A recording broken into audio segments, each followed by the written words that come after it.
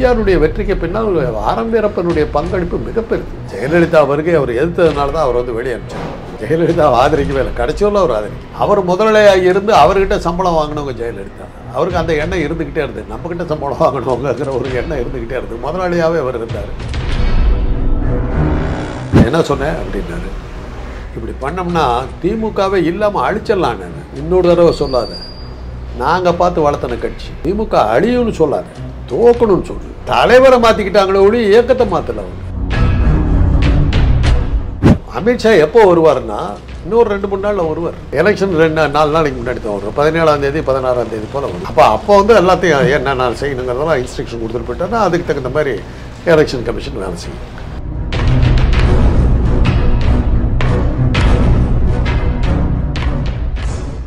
தமிழ்மண் நேயர்களுக்கு வணக்கம். இன்றைய நேர்காணல் சிறப்பு விருந்தினர் மருத்துவர் காந்தராஜ் அவர்கள். வணக்கம் சார். முன்னாள் அதிமுக அமைச்சர், திரைப்பட தயாரிப்பாளர் ஆரம் வீரப்பன் வந்து காலமாகி இருக்கார். அதிமுக இருந்தாலும் திராவிட இயக்க கொள்கை கடைசி காலத்தில் வந்து அவர் திமுகவோட இணைந்து செயல்பட்டார்.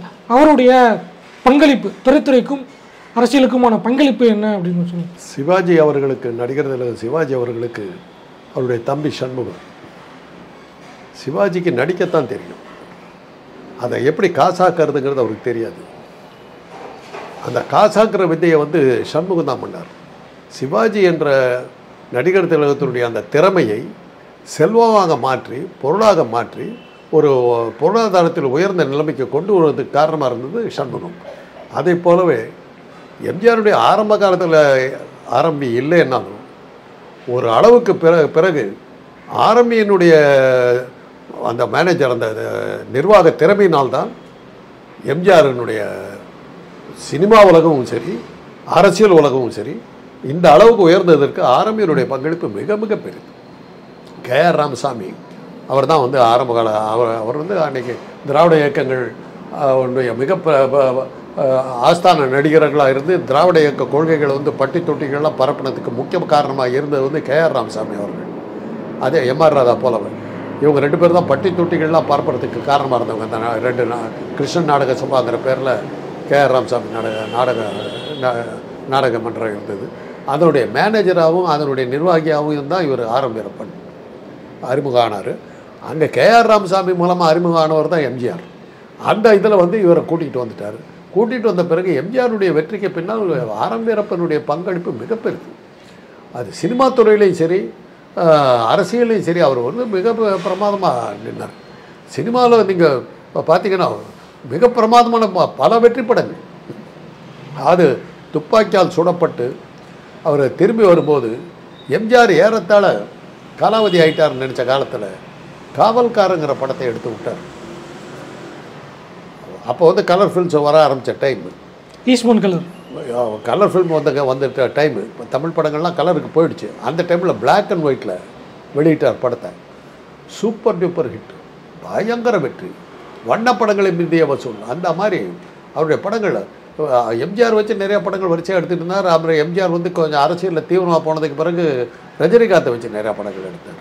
எல்லா படங்களுமே 3 முகங்கள் போன்ற படங்கள்லாம் நல்ல பிரமாதமான படங்கள். ரஜினிக்கு ஒரு பெரிய ஸ்டார் அந்தஸ்தை கொடுத்தது ஆரம்பி.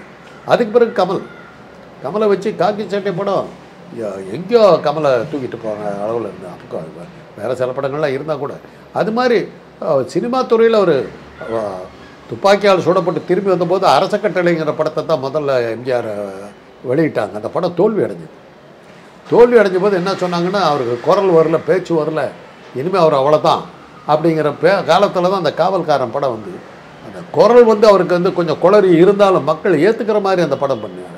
அந்த அளவுக்கு எம்ஜிஆருடைய மறுவாழ்வுக்கு காரணமாக இருந்தவர் வந்து ஆரம்பி. அதே சமயத்தில் தன்னுடைய பல சமயங்களில் நான் அவர் பார்த்துருக்குறேன். அதாவது சில நிகழ்ச்சிகள்ல எல்லாம் ஆரம்பி வந்து முன்னாடி உட்காந்துருவார், எம்ஜிஆர் மேடையில் இருப்பார். அங்கேருந்து இப்படி கையை எப்படிம்பார், இவர் உடனே போவார், ஏதோ கேட்பார், அதுக்கு இவர் ஏதோ சொல்லுவார். சொன்னதுக்கு பிறகு அவருடைய பேச்சுக்கள்லாம் வரும். எங்கள் குடும்பத்தில் எங்கள் அண்ணனுடைய மனைவி இறந்தபோது, ராஜாராம் மனைவி இறந்தபோது அந்த இறப்பு நிகழ்ச்சிக்கு வந்து அந்த இதை நடத்துகிறாங்க, படத்திறப்பு நிகழ்ச்சி நடத்தும் போது ஆரம்பியை கேட்டுக்கிட்டு தான் எல்லாமே பேசினார். பார்த்துக்கிட்டே இருந்தேன். அந்த மாதிரி பல விஷயங்கள் அரசியல்லையும் எம்ஜிஆருக்கு ஆலோசனைகள் இதில் செய்யலாம் கூடாது. ஜெயலலிதாவுக்கு நேர் எகென்ஸ்டாக நின்னார். ஜெயலலிதா அவர் ஏற்றுக்கவே இல்லை. ஜானகி தான் இருக்கலாமே ஒழிய, பட் ஜானகி இவருக்கு கை கொடுக்கல. அதனால தான் அரசியல் இவர் வந்து கொஞ்சம் சினிமாவில் அவர் எம்ஜிஆர் கூட பயணிச்சார். ஓகே, அந்த ஒரு ஸ்ட்ராட்டஜி அந்த பிளானிங்லாம் ஓகே. அங்கேருந்து அப்படியே வந்து அரசியலுக்கும் கூட வந்து அதையும் சக்ஸஸ்ஃபுல்லாக பண்ணி கொடுத்துருக்காருங்க போது அது எப்படி சாத்தியப்பட்டுச்சு? அது அது ஏன்னா அரசியல்லே வந்தாங்க. எம்ஜிஆருடைய எல்லா செயல்களுக்கும் பின்னணி நான் தான் சொல்கிறேனே. இவரை கேட்காம அவர் எதுவுமே செய்யலை. ஏன்னா அவருக்கு வந்து அண்ணன் சக்கரபாணி இருந்தார். சக்கரபாணியனுடைய குடும்பம் ரொம்ப பெருசு. இது 7-8 பசங்க. அவங்கெல்லாம் யாருமே சரியாக இல்லை. இவர் வீட்லேயே ஒரு வளர்ப்பு மகனை வச்சுருந்தார், சுரேந்திரன் ஒருத்தனை, ஜானகி அம்மாவுடைய மகன். அந்த பையனும் சரியாக இல்லை. அவர் பையன் இப்போ சொல்லக்கூடாது, அவர் இன்றைக்கி 80 வயசு பெரியவர்.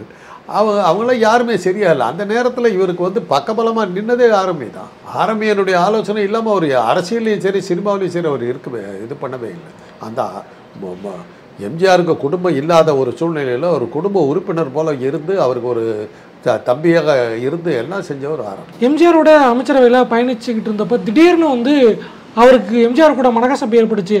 அதனால் அவர் தான் அரசியலுக்கு ஜெயலலிதாவை கொண்டு வந்தார் அப்படிங்கிற ஒரு ஸ்டேட்மெண்ட்டும் சொல்லப்படுதில்லை. ஜெயலலிதாவை கொண்டு வரதுக்கு அவர் முயற்சி எடுத்த போது எதிர்த்தாருங்கிறது தான் காரணம். ஜெயலலிதா வருகை அவர் எதிர்த்ததுனால தான் அவர் வந்து வெளியே அனுப்பிச்சார். அதுதான் காரணம். ஜெயலலிதாவை ஆதரிக்கவே இல்லை. கடைசியூரில் அவர் ஆதரிக்கல. கடைசியூரில் ஜெயலலிதாவுக்கு எகென்ஸ்டாக தான். ஆனால் 95-96 அமைச்சரவையில் இடம்பெற்றிருந்தார். இடம்பெற்றார், ரிமூவ் பண்ணிட்டார். எம்ஜிஆர் ராஜாராம் எல்லாம் ஆரம்பி ராஜாராம் எல்லாத்தையும் தான் போட்டுச்சு. அந்த அம்மா எல்லாத்தையும் வரிச்சா வெளியே அடிச்சிருச்சு. ஒரு 2 மாதம் 3 மாதம் கூட வச்சுக்கல, எல்லாத்தையும் அடிச்சு வெளியே.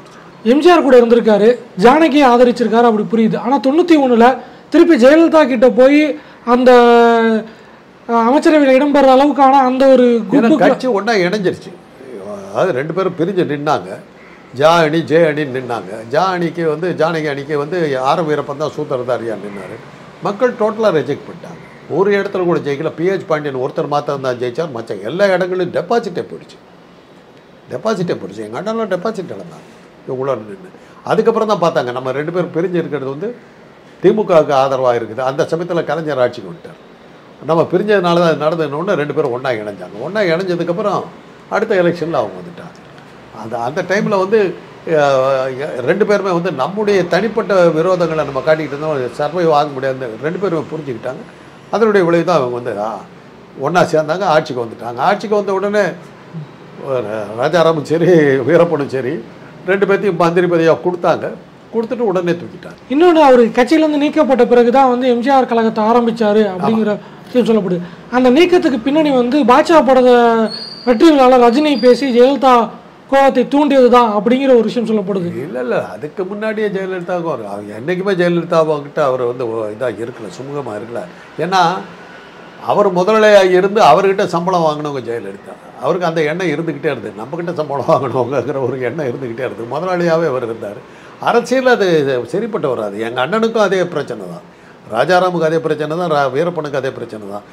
எங்கள் வீட்டிலே வந்து ஜெயலலிதா வந்து பல விஷயங்களுக்கு எங்கள் மூத்த அண்ணன் ஜெயசீலன் தான் அவங்களுக்கு கார்டியனாகவே இருந்தார். அதனால் அவங்க வந்து வீட்டுக்கெல்லாம் வந்துட்டு போகிறது ரொம்ப சுமூகமாக பழகிட்டு இருந்தது. அந்த சுமூகத்தையே வந்து அவங்க சீஃப் மினிஸ்டர் அனுப்புறமோ இவங்க அதே மாதிரி என்ன ஜெயலலிதா அப்படிங்கிற மாதிரி பேச ஆரம்பித்தாங்க. என்னம்மா அப்படின்ற மாதிரி ரொம்ப உரிமையோடு பேச ஆரம்பித்து அந்த பொண்ணு லைக் பண்ணல. அதை அவங்க லைக் பண்ணவே இல்லை. அதில் தான் அவங்க 2 பேர்த்தையும் ஓரம் கட்டாங்க. அதுக்கு அடுத்தது இவங்க 2 பேருமே சசிகலாக்கிட்டேயும் அவருடைய கணவர் நடராஜகிட்டையும் சுமூகமாக இருக்கலை. நாம் பார்த்து வந்த பையன் இவன் நம்மளுக்கு இது பண்ணுறதா அப்படிங்கிற ஒரு கொஞ்சம் அலட்சியம் அவங்களுக்கு இருந்தது. அந்த அலட்சியத்தினுடைய காரணமாக இதெல்லாம் சேர்ந்து தான். ஏன் சேர்த்து சொல்கிறேன்னா 2 பேருக்கு ஒரே நேரத்தில் அரசியல் வாழ்க்கை அஸ்தமனானது ஜெயலலிதாவால் தான். பாட்சா பட விழா வந்து ஒரு அதில் வந்து வெடிகுண்டு கலாச்சாரம் வந்துருச்சுன்னு சொல்லி ரஜினி பேசி அதில் வந்து அதை ஏன் பேசக்கூடாது இது பண்ணாங்கன்னு சும்மா ஒரு காரணமாக காட்டினாங்க. அதுக்கு முன்னாடி அவர் வெளியே அனுப்பணுங்கிற எண்ணத்துக்கு அந்தமாக போயிடுச்சு. ஏதோ ஒரு காரணமாக வச்சுக்கிச்சு, அவ்வளோதான். இப்படி ஜெயலலிதா கிட்ட பிரச்சனை பண்ணவர். ஆனால் அதிமுக தொடர்ந்து பயணிச்சுக்கிட்டு இருந்தார். எம்ஜிஆர் கழகம் ஆரம்பித்தார். ஆனால் திமுக கூட ஒரு முறை கூட்டணி வச்சுருக்காரு. அதிமுகவுக்காக வந்து சொந்த கோவத்தெல்லாம் விட்டுட்டு திமுகவுக்கு எதிராக வந்து போய் அதிமுக இருந்தவர் கடைசியில் திமுக கூட கூட்டணி வைக்கிறதுக்கு போக வேண்டிய காரணம் என்ன சார்? உங்களுக்கு ஆரம் வீரப்பனை பற்றி தெரியாது. ஆரம் வீரப்பன் அவங்க எம்ஜிஆர் பற்றியே உங்களுக்கு ஒரு விஷயத்தை சொல்கிறேன். ஒருத்தரோட போயிருந்தேன், ஒரு கட்சிக்காரரோட ஆரம்பி ஐயாவை பார்க்குறதுக்கு போகிறேன். போயிட்டுருக்கும்போது அவர் பேசுகிறார்.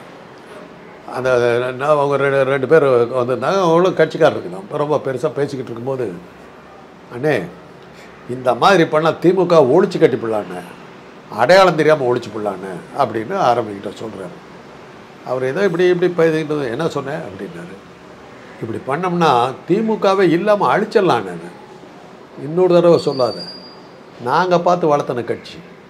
திமுக அழியும்னு சொல்லாத, தோக்கணும்னு சொல்லு. திமுக நாங்கள் பார்த்து வளர்த்தன கட்சிப்பா, என்ன நினச்சிக்கிட்டு இருக்கிற திராவிட இயக்கம் அப்படின்னாரு. எனக்கு அப்போ தான் தெரிஞ்சுது அவங்க தலைவரை மாற்றிக்கிட்டாங்களோ ஒழி இயக்கத்தை மாற்றலை அவங்க. அது அப்போ தான் தெரியும்.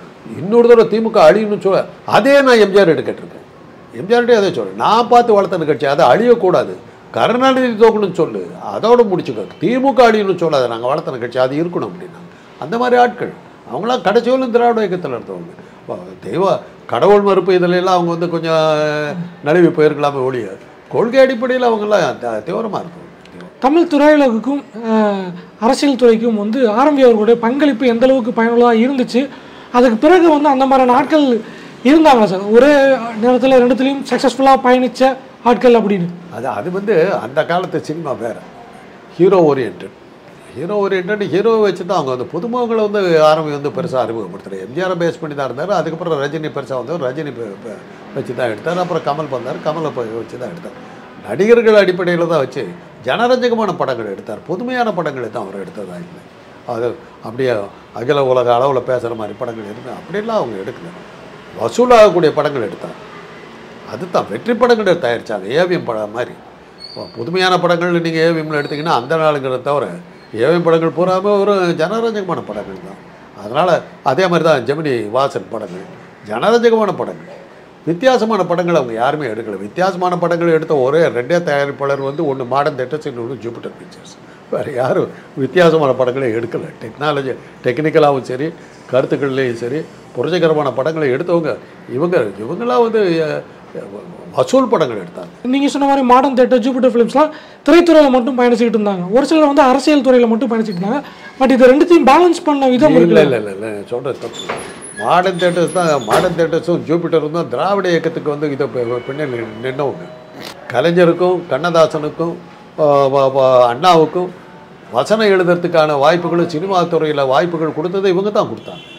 இன்னும் பார்த்தீங்கன்னாக்கா ஏவிபி ஆசை தம்பி, ஜலகண்டபுரம் கண்ணன், இந்த மாதிரி பெரிய பெரிய திராவிட இயக்கத்து இவங்கெல்லாம் தான், பாரதிதாசன், இவங்கெல்லாம் தான் மாடர்ன் தியேட்டர்ஸ் படங்களுக்கு வசனங்கள் எழுதணும். அன்றைக்கி இருந்த திராவிட இயக்கத்தை சேர்ந்தவங்களை வச்சு படம் எடுத்ததில்லை இவங்க தான். ஜூபிட்டருடைய வேலைக்காரி பிரமாதமாக ஓடினதுனால தானே ஏவிஎம் நாம் இருவர்னு சொல்லி தேசிய படங்களை எடுத்துகிட்டு இருந்தவங்க உடனே அண்ணாவினுடைய ஓரிரவுக்கு வர்றதுக்கு காரணமாக இருந்தது. இது இன்றைக்கி இப்படி போயிடுச்சுங்கிறது. அந்த அளவுக்கு அவங்கெல்லாம் இருந்தாங்க. அது மாதிரியான புரட்சிகரமான படங்கள் எடுத்ததுன்னு எடுத்து பார்த்தீங்கன்னாக்கா அது மாதிரிலாம் இவர் ஆரம்பி எதுவும் எடுக்கலை. அப்புறம் ஜனரஞ்சகமான படங்கள் எடுத்தாங்க. அவங்க பீக்கில் நல்ல வியாபாரம் ஆகக்கூடிய நடிகர்களாக இருந்து எம்ஜிஆர், இவர் ரஜினி இவங்களை வச்சு அவங்க படம் எடுத்தாங்க. அவர் சிவாஜி வச்சு படம் எடுத்தாரான்னு ஞாபகம் இல்லை. இதுவரை எங்களோட கருத்துக்களை பயந்தமைக்கு நன்றி.